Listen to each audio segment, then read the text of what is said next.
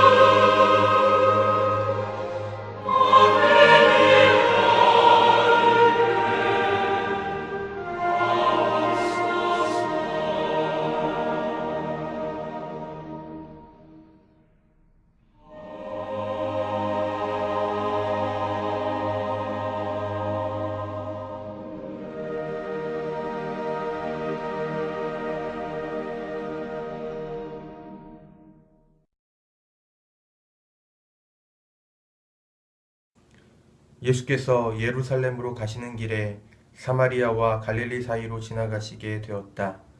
예수께서 어떤 마을에 들어가시다가 나병 환자 10사람을 만나셨다. 그들은 멀찍이 멈춰 서서 소리를 높여 말하였다. 예수 선생님, 우리를 불쌍히 여겨 주십시오. 예수께서는 보시고 그들에게 말씀하셨다. 가서 제사장들에게 너희 몸을 보여라. 그런데 그들이 가는 동안에 몸이 깨끗해졌다. 그런데 그들 가운데 한 사람은 자기의 병이 나은 것을 보고 큰 소리로 하나님께 영광을 돌리면서 되돌아와서 예수의 발 앞에 엎드려 감사를 드렸다. 그런데 그는 사마리아 사람이었다. 그래서 예수께서 말씀하셨다.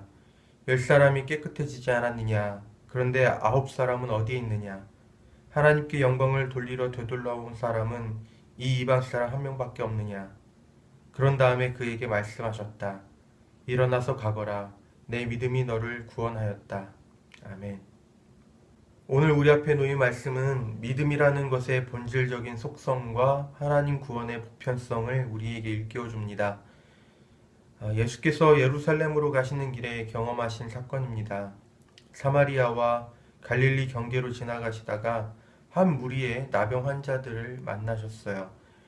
사마리아는 순혈주의를 표방하는 유대인들에 의해서 여러모로 배제된 지역입니다. 유대인들은 가는 길이 멀어지더라도 사마리아를 돌아갔을 뿐 아니라 사마리아인들과는 상종하지도 않았습니다. 사마리아에 대해 가지고 있던 유대인들의 이 배제의식은 혐오로 발전하였던 것이죠. 그런데 사마리아인과 유대인들이 한데 어울려 있었습니다. 이유가 있습니다. 그들은 자신이 속한 사회로부터 버림받았기 때문입니다. 이들이 마을이 아니라 사마리아와 갈릴리의 경계에 있었다는 것은 이 사람들이 보호받지 못한 사람들이라는 것을 우리에게 암시합니다. 보호받지 못한 사람들, 버림받은 사람들이 되어서야 이들은 한데 어울려 살았던 것입니다. 이것은 사마리아에 대한 유대인들의 관습적인 배제의식이 얼마나 깨지기 어려운 것인지를 반증하는 것이기도 합니다. 나병 환자들은 예수께 자비를 구합니다. 그것이 이 사람들이 늘 해오던 일이었습니다. 그들은 마을 밖 여행자들이 다니는 길에 서서 이처럼 여행자들에게 자비를 구하면서 음식과 옷을 구걸하였던 것이죠. 자비를 구하는 이들을 향해 예수께서는 제사장에게 가서 몸을 보이라고 말씀하십니다. 음식과 옷이 아니라 근본적인 것을 말씀하신 것입니다. 병에서 낫는 것 말이죠. 마을로부터 격리된 나병 환자는 자신의 병이 치유되었다고 생각될 때에 제사장에게 가서 정말 치유된 것인지 자신의 몸을 보여줌으로써 최종 판단을 받아야 했습니다. 제사장으로부터 병이 나았다는 최종 판단을 받게 되면 마을에 들어와서 다시 일상을 살아갈 수가 있었어요. 그런데 예수께서 나병 환자들에게 이 말씀을 하신 상황은 예수께서 이들의 병을 고쳐주신 다음이 아니었습니다. 이들은 여전히 나병을 앓고 있던 상황에서 예수께로부터 이런 말씀을 들었던 것이지요. 하지만 이 사람들은 자신들이 아직 낫지 않았는데 고침받은 것으로 판단하고 제사장에게로 갔습니다. 믿음의 본질적인 속성은 보이는 만큼, 이해한 만큼 행하는 것이 아닙니다. 믿음은 보이지 않아도, 이해되지 않아도 행하는 것입니다. 나병 환자들은 제사장에게 가는 도중에 자신들이 회복되었음을 알게 되었습니다. 믿음은 관념이 아니라 행함으로써 얻게 되는 것임을 다시금 확인하게 됩니다. 그런데 이들 가운데 한 사람이 가던 길에서 예수께로 돌아왔습니다. 하나님께 영광을 돌리면서 말이죠. 그런데 이것이 문제가 됩니다. 이 사건에 대한 이야기를 전해 들었던 유대인들에게 말이죠. 고침을 받고 하나님께 영광을 돌리며 돌아와서 예수께 감사를 표현한 사람이 유대인이 아니라 오직 이 한 사람, 사마리아인이었으니까 그렇습니다. 유대인의 의식 속에 이와 같은 행동을 유대인이 했다면 그것은 자연스럽게 다가왔을 것입니다. 하지만 유대인이 아니라 사마리아인이 했기 때문에 유대인들은 이 사건에 대해 들으면서 당혹스러웠을 것입니다.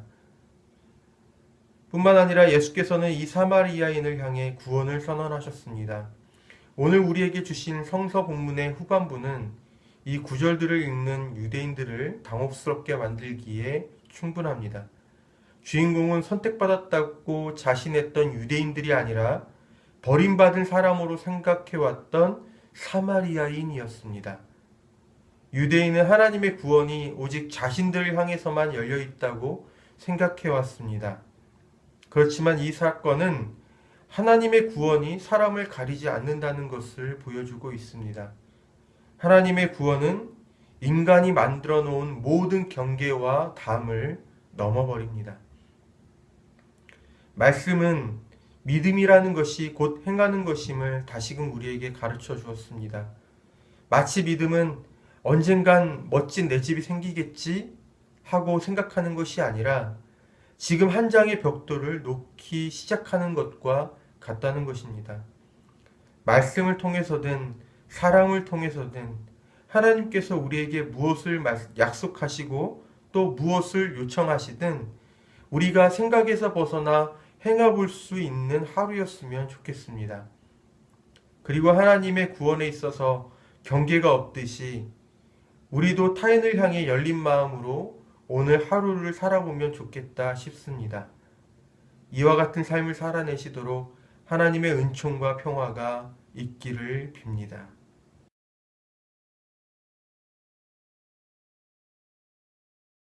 사랑의 주님, 오늘도 저희에게 새 삶의 기회를 선물로 주셔서 고맙습니다.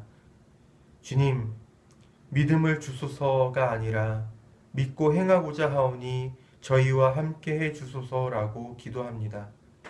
오늘의 삶을 살아가되 보이는 만큼, 이해한 만큼에서 한 걸음은 더 나아가 보이지 않아도 이해되지 못해도 주께서 약속하시고 요청하시는 말씀을 살아볼 수 있도록 도와주세요. 오늘도 저희에게 붙여주신 사람들을 향해 열린 마음으로 다가가기로 결정합니다. 이 마음을 지켜낼 수 있도록 저희 안에 하나님 보시는 자존감을 회복시켜 주세요. 예수님의 이름으로 기도합니다. 아멘. 하늘에 계신 우리 아버지, 아버지의 이름을 거룩하게 하시며 아버지의 나라가 오게 하시며 아버지의 뜻이 하늘에서와 같이 땅에서도 이루어지게 하소서. 오늘 우리에게 일용할 양식을 주시고 우리가 우리에게 잘못한 사람을 용서하여 준 것 같이 우리 죄를 용서하여 주시고 우리를 시험에 빠지지 않게 하시고 악에서 구하소서. 나라와 권능과 영광이 영원히 아버지의 것입니다. 아멘.